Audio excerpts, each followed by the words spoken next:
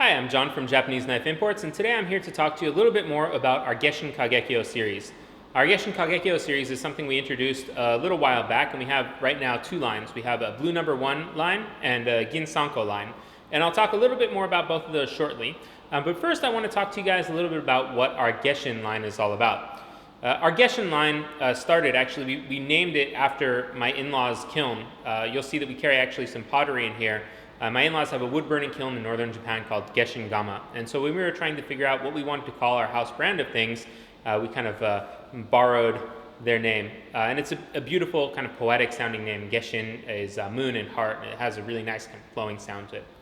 Anyways, we started making custom-made knives, or having our knives custom-made for us, because we found that by doing that, we were able to capitalize upon my experience as a professional chef for a number of years, and also the time that I now spend training with various craftsmen across Japan, the feedback that we get from our customers, and our relationships with the craftsmen and knife makers that we work with. We're able to take all of those things and put them together in a way that allowed us to make knives that work better for our customers, that make more sense to me in the way that they're used and the way that they're designed.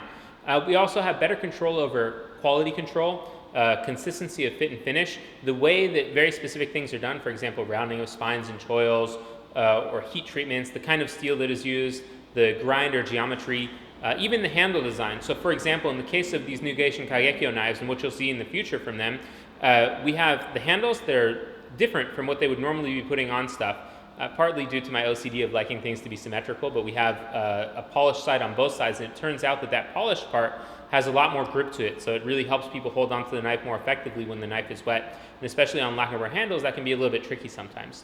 We also have now started having magnets in the sayas, so the sayas stay on a little bit more effectively, they don't slide around quite as much, it's a little bit more secure. And we work with them to make sure that the kinds of shapes and profiles that are available in the line make sense for the customers that we deal with, primarily being professional chefs and also some home cooks. And so that's kind of what we do with our Gesshin lines, whether it's in the Gesshin Kagekiyo line or Gesshin Itetsu, Gesshin Heiji, Gesshin Hide, or even just the Gesshin stainless series that we have by itself. We work together with the craftsmen to make things that make sense for us with regard to the price point, the level of fit and finish, and also the consistency that we're getting stuff. And so thanks to the people that we work with and our relationship with them, we feel it's gone pretty well. Anyways, let me get around to showing you about these knives.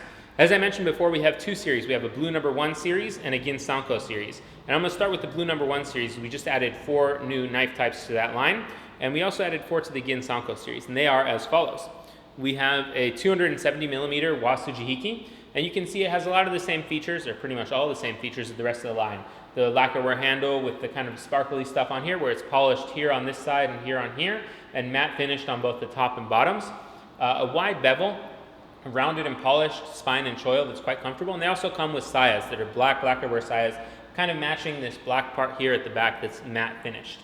So the 270 millimeter Sujihiki is the kind of knife that chefs are using for slicing larger portions of things, trimming meats, portioning fish, working with large New York steaks or ribeyes, that kind of stuff. You can also use it for slicing vegetables, and because these are relatively thin and have a really nice distal taper and they stay quite thin behind the edge, they move through foods like that quite easily. The blue number 1 is carbon steel, so it does require a little bit of extra care and maintenance, and the steel in these knives is also a little bit on the harder side. So this is the kind of series that one who has a little bit more experience using and caring for and sharpening Japanese knives might go for, but not so much of someone just getting started with Japanese knives. These are going to be a little bit more likely to chip and require a little bit more technical skill in use and in sharpening to really be able to use and care for and get the most out of. In addition to the 270 millimeter Sujihiki, we have a 240 millimeter Sujihiki.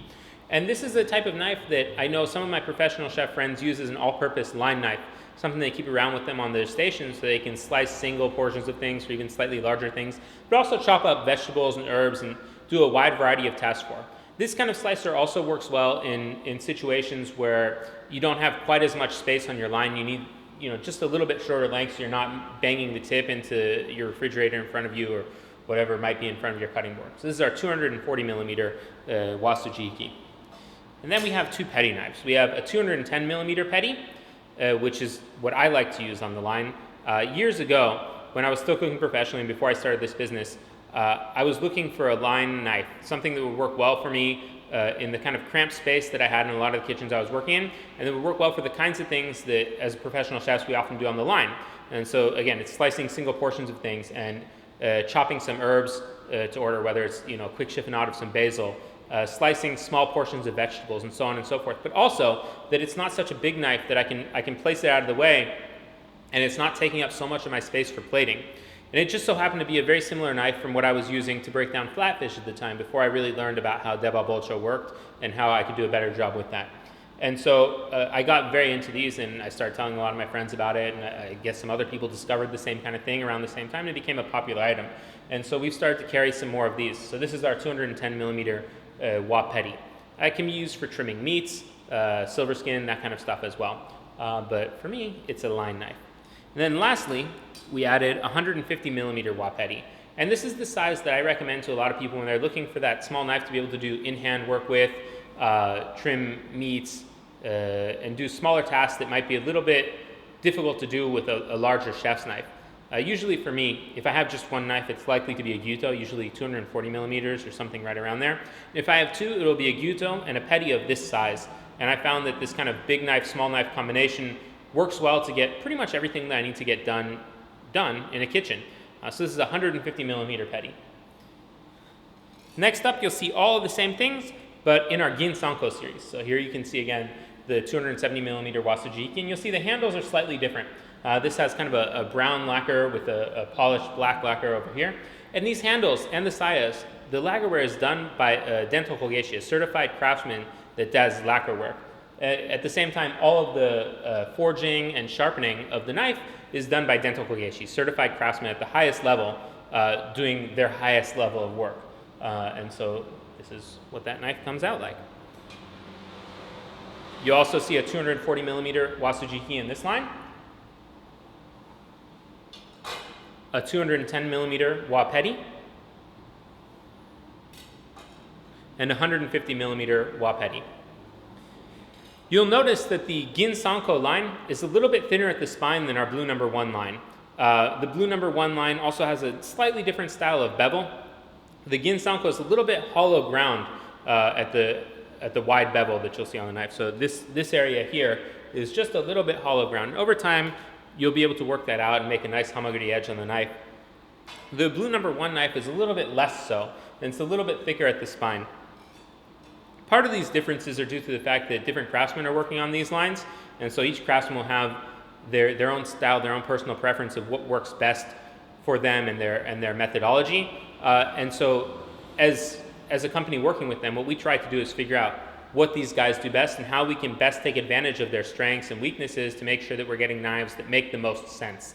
And so because of this, we work really closely with the craftsmen and the knife makers and manufacturers in producing these kinds of lines. So you may see a lot of these things all over the place, but generally speaking, when you see the Gesshin Kagekiyo or Gesshin whatever series it is, it's gone through this kind of process where it's a lot of back and forth, a lot of us spending time with them, explaining how things work, how they don't work, what kinds of things our customers are looking for, and what really makes the most sense for the way knives are used here, and a lot of them helping us understand what's realistically possible, what makes sense to them as far as their experience as knife makers, and so on and so forth.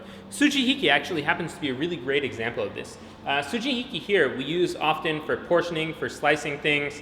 Sometimes you'll see people use it to do like crudo or raw fish preparations when they're not trying to use the anagiba, for slicing meat that has a little bit more crust on it, and even some vegetable work. But Sujihiki in Japan is really often used in horumonya, in like places that are serving organ meat, so like a grilled meat restaurant or something like that, to work out sections of the organ meat that might be a little bit tougher, and that kind of work. And so you'll notice that Sujihiki generally that are used in Japan tend to be a little bit thicker at the spine, a little bit thicker behind the edge. The thinness of the knife isn't quite as paramount as it is here in the US, where we're using it on a wider variety of tasks that require a more delicate touch, a more finesse-oriented approach, and also geometry that's not going to wedge in food. So I know, for example, myself, I've used the Sujihiki to split acorn squash or butternut squash in half, and that's absolutely acceptable. You just want to make sure that you're not twisting the knife as you're cutting. You don't want to create lateral force. But in Japan, you'll see Sujihiki that are often used there don't get the same kind of use. So again, a lot of what we're doing is making sure that we're on the same page as our knife makers, and they understand the way that our customers are approaching and using knives, and we're making sure that that's communicated with the craftsman. The design, the steel, the heat treatment all makes a lot of sense. I also later will be making a video on various steel types. So if you're curious about blue number 1 and ginsanko, please keep an eye out for an upcoming video that will go over the various kinds of Japanese steels that you commonly see in kitchen knives. Anyways, if you have any questions, please feel free to bug me at john@japaneseknifeimports.com or look us up at www.japaneseknifeimports.com. Again, my name is John. Thanks so much for watching.